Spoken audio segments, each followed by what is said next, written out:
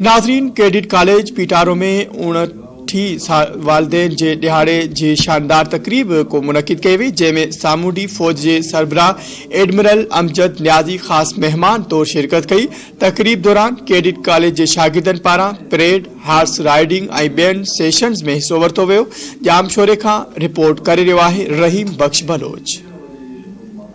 Cadet college Petaro में 59वें वालदेन जो ॾियारो मल्हायो वियो, जंहिंमें शागिर्दनि ऐं संदसि वालदेन वॾे अंग में शिरकत कई।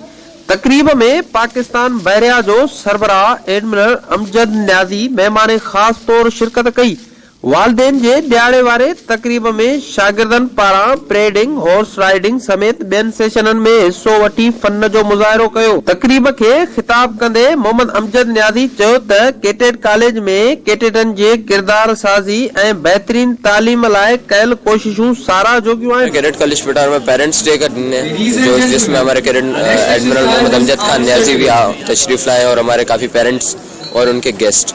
इसके अलावा कमांडर कराची भी तशरीफ लाए, जो कि हमारे लिए बहुत खुशी का बायस है। हमने 20 दिन की मेहनत आज रंग ला रही है और this is the final day. आज हमारे यहाँ 59 पेरेंट्स डे, हम काफ़ी इंजॉय कर रहे हैं। हमारे चीफ गेस्ट आए हैं, chief of naval staff admiral Mohammad Amjad Khan Niazi.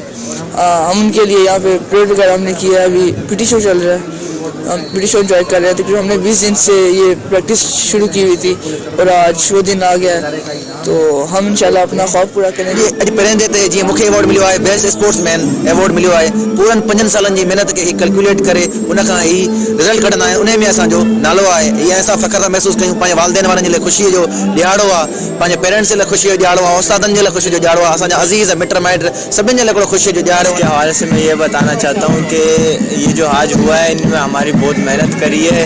ये हमारा ये 15-20 दिन से पहले हमने ये इनकी वो करी है, हम प्रैक्टिस कर रहे हैं, कब से कर रहे हैं। हमारी बहुत मेहनत है इसमें। और पेरेंट्स जो ॾिसनि था पंहिंजे औलाद खे छा पढ़ी रहिया आहिनि, ऐं इंशाल्लाह इहे पाकिस्तान जी मुख़्तलिफ़ आर्म्ड फोर्सिस में वेंदा ऐं ॾाढो सुठो डिसिप्लिन में ॿार अचे थो।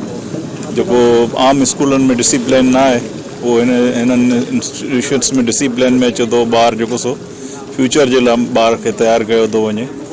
असांजा ॿार अहिड़े वॾे इदारे में पढ़नि था पिया, असां वॾा ख़ुशि आहियूं।